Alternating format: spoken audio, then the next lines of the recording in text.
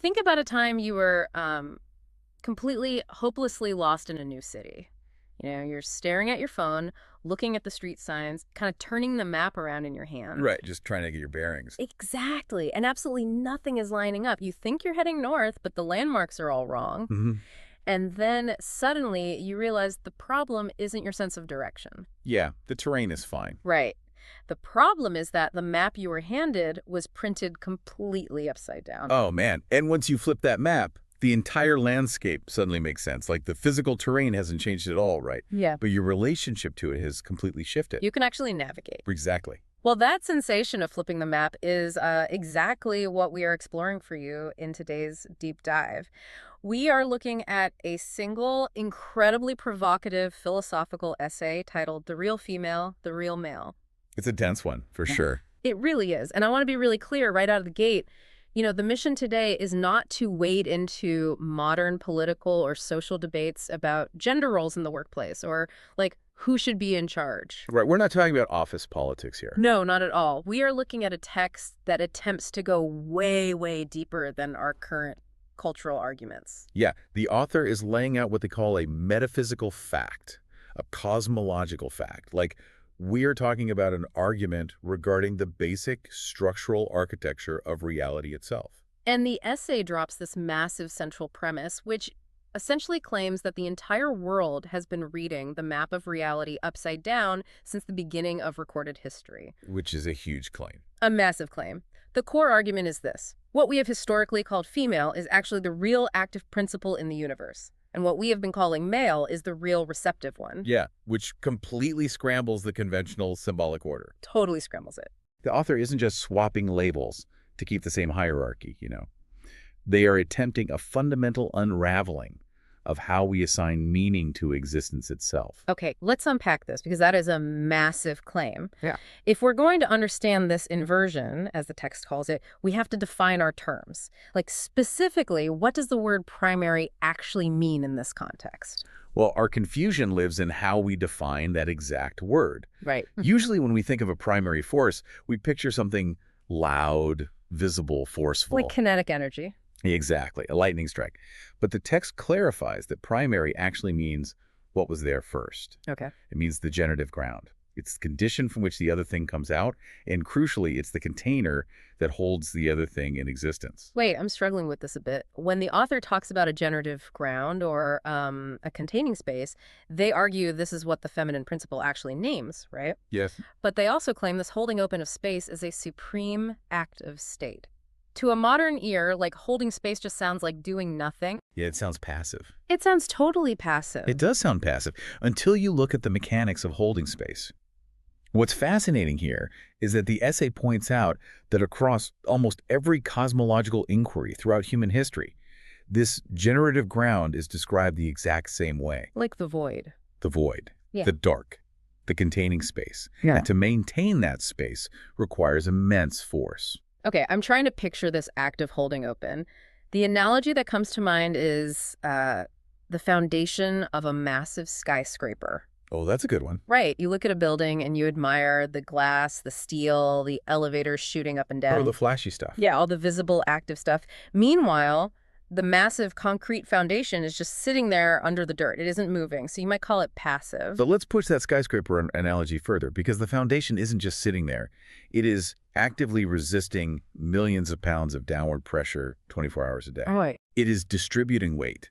It is performing massive, unseen mechanical work to prevent the entire structure from collapsing into rubble. And if you remove that foundation, all of that beautiful dynamic activity instantly ceases to be. Exactly. Everything falls apart. So the foundation is doing the most vital work of keeping everything in existence. But if that's the case, how did we ever start associating the feminine, the ground, with passivity? Well, the text argues that we fundamentally misunderstand what receptivity is. How so? We think receptivity is just passively waiting around for something to happen to you. But in the framework of this essay, true receptivity is the most primary, demanding act there is. Interesting. And to see why we got it so wrong, the author points to how society has misread the ultimate biological symbol of the feminine, the womb. Man, I had to read this section of the essay twice because it completely flips how biology is usually framed. It really does. Because society often talks about the womb like it's an inert vessel, like it's just an empty waiting room sitting there waiting for the active ingredients to arrive and do the real work. Yeah, but the author calls it a catastrophic misreading of biology. The womb is not a waiting room. It is a forge. A forge! Wow. Which implies intense heat, labor, and transformation. Which is exactly what happens at a cellular level. Biologically speaking, the womb takes undifferentiated potential and it actively makes something. Think about the metabolic cost. Right. The womb doesn't just hold what something else created. It rapidly builds an entire temporary organ. The placenta. Yes, the placenta, just to manage the intense chemical and nutritional demands of assembling a human being. The womb doesn't sit around waiting for a baby to form. It actively forms the baby through a deeply intelligent, metabolically taxing process. Okay, but if I'm playing devil's advocate here, a biologist might say that both the sperm and the egg are equally necessary for reproduction. So calling one primary and one receptive or like an emanation is just poetic wordplay. How does the source defend against the idea that they are just equal partners? The author defends it by looking at the scale of metabolic action. The essay highlights a massive irony in our symbolic language. Historically, society has assigned the word active to the delivery of a single cell, The sperm. the sperm. Yet, purely in physiological terms, that delivery is the briefest, smallest, and least metabolically costly part of the entire reproductive process. It is just the initiation. So what does this all mean? Like, society assigns the word passive to the entity that takes that initial spark of genetic code and spends 9 months literally assembling a human being from scratch. Exactly. Blood, bone, a central nervous system. When you look at the sheer physics of it, calling the assembler passive isn't an accurate description of what's biologically happening. Not at all, which leads to the author's redefined concept of receptivity. To truly receive something, you have to be more than the thing you are receiving. Oh, another thing. Okay. Think about the capacity required to hold, metabolize, and transform foreign material. The text uses two analogies to clarify this.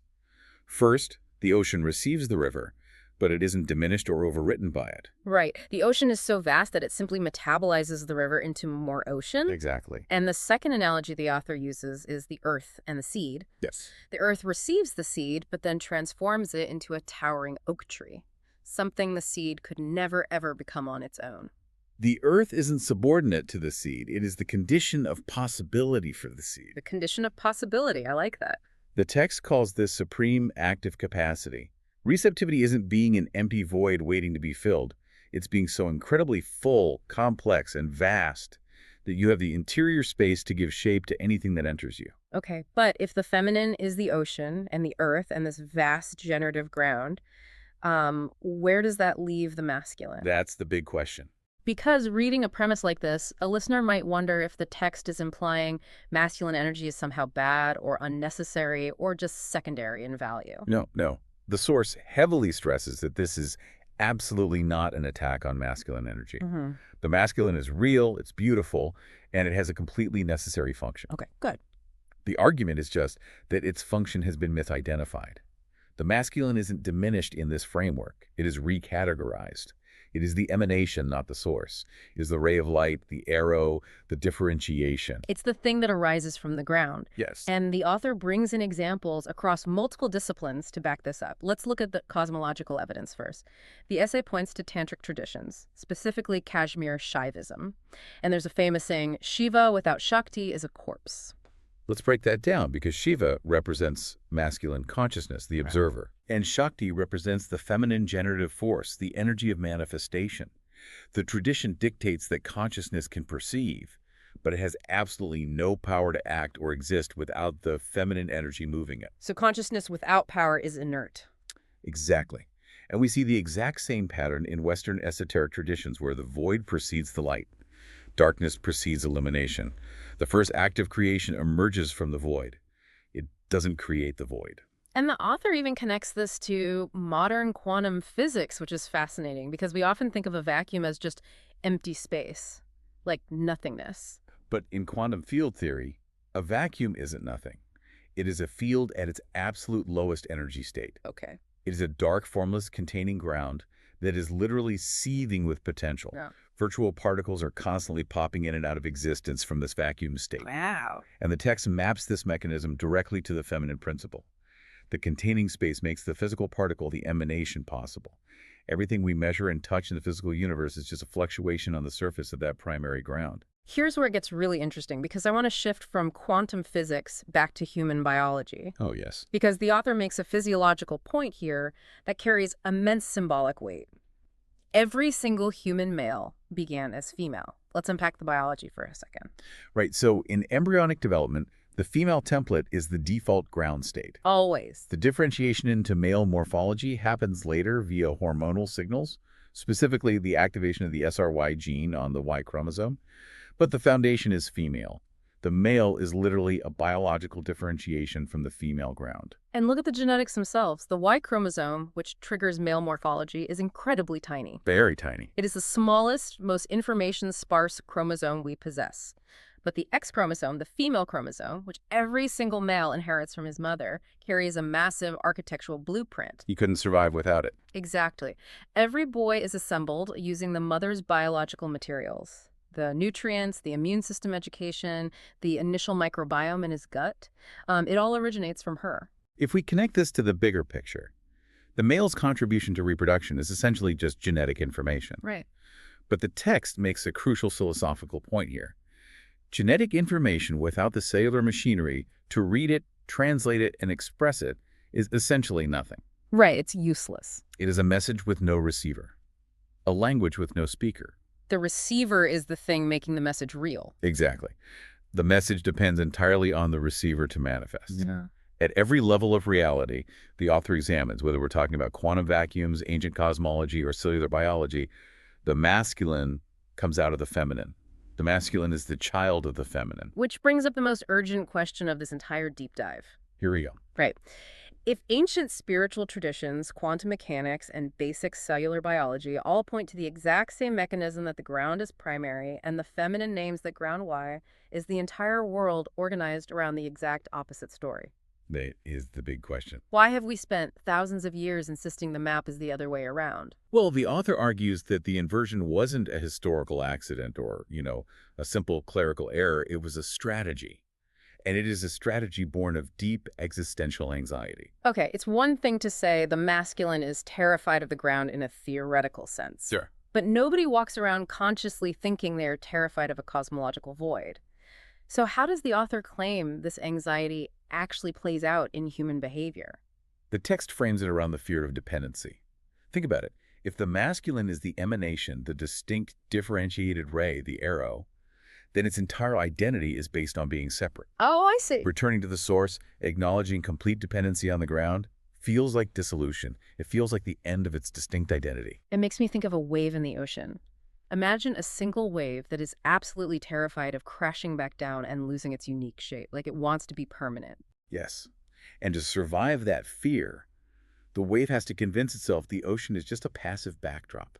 It tells a story where the thing it came from is actually subordinate to it. You stand on the massive, life-giving ground, and you call it dirt. You call it secondary. You call it passive. So the essay is essentially arguing that what we call patriarchy isn't rooted in biological superiority or natural dominance, but in a psychological terror of dependency. This raises an important question, though. How do they justify reframing thousands of years of social structure as just, existential insecurity? Yeah, that's a bold claim. The justification lies in the constant, relentless need for the masculine to assert control over the generative functions. The author points out that true strength doesn't need to dominate its source. Right. A healthy masculine principle, a healthy ray of light doesn't need to diminish the sun to know it has value. A river isn't ashamed that it flows back to the ocean. Beautifully put. The masculine doesn't need to pretend to be the ground to be beautiful and necessary. But when it amputates its connection to the source out of fear, it becomes brittle. It has to constantly enforce its superiority because the laws of physics and biology are quietly proving it wrong every single second. It's exhausting trying to sustain yourself without acknowledging the very thing that sustains you. Which is why the author describes this societal inversion as fundamentally self-destructive. Exactly. So let's bring this down to the practical level. Say you're listening to this, you're tracking with the author's logic, and you mentally flip the map right side up. How does the text say this changes your day-to-day reality? Like, how does honoring the ground actually look in practice? Well, the essay is explicit that this isn't about a simple power swap. It's not advocating for the feminine to dominate the masculine now. Right, it's not just revenge. Exactly. It's just about recognizing reality for what it is, Mhm. honoring the ground as the ground and the ray as the ray. Relationally, it shifts how we value emotional and psychological labor. Because normally we value the person who initiates, the person who projects, who speaks the loudest, who takes the overt action. But with the map right side up, we recognize that the person who holds the space, who creates the container of safety, depth, and presence, is doing the primary relational work.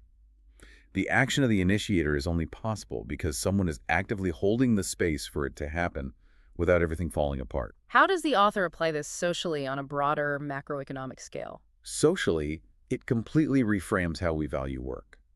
The labor of sustaining life, feeding, tending, healing, teaching, caretaking, is almost universally treated as supplementary. Right, like it's just the background noise. Yes, background noise to the real work of civilization, like building tech companies, trading stocks, or fighting wars. But the text argues that this sustaining labor is civilization. It is the generative ground. Everything else is just a luxury built on top of it. Going back to our analogy, if the foundation crumbles, the shiny glass skyscraper falls into the street, the foundation isn't supplementary, it's the prerequisite. Yeah. What about spiritually? Does the essay touch on how this flips our internal lives? It does. Spiritually, it demands a massive shift in how we view stillness. Modern culture conditions us to view stillness as an absence of action, a void to be filled, or just a sign of unproductivity. Just sitting around doing nothing. Right. But the text argues stillness is the condition of all power. The deepest meditation, the deepest prayer, these aren't passive, empty states. They are a deliberate return to the generative void. Wow. They are a return to the feminine principle that existed before everything and remains after everything. It's like plugging directly back into the primary power source instead of just draining your battery. I love that. Which brings us to the concluding thought of this document. The author makes one final, incredibly resonant point. The primary does not need to defend itself. The ocean doesn't debate the river about who is bigger. Exactly. The void doesn't have to make a PowerPoint presentation proving it exists to the stars. The primary simply is. Whether society acknowledges the ground or insists on calling it dirt, the ground is always there, holding us up. Yeah. The text concludes that recovering this understanding isn't about the feminine trying to claw back power from the masculine. It's simply about reality finally being seen clearly again after a long period of being obscured by anxiety and upside-down maps. And, if we take the author's premise seriously, if we fully accept that stillness, that holding space, and that the formless void are actually the most generative and powerful forces in existence, it leaves us with a pretty radical question about the modern world we've built. What's that? Think about our modern obsession with hustle culture. The nonstop productivity, the relentless drive to always be projecting, moving, doing, and optimizing. Does our entire economic system rely on this upside-down map of reality just as much as our social hierarchies do? Wow. If the void and stillness are the ultimate generators, then constant frantic motion might actually be a sign of weakness and anxiety rather than strength. Right. If we collectively realize that the ground is more powerful than the hustle, the entire engine of modern civilization might have to be completely reimagined. That is definitely a thought to sit with. Are we exhausting ourselves trying to be the wave, terrified of losing our shape, when all the real enduring power is in the ocean? Thank you for joining us on this deep dive. Take a moment today, wherever you are, just to look down and truly understand the ground you're standing on. We'll catch you next time.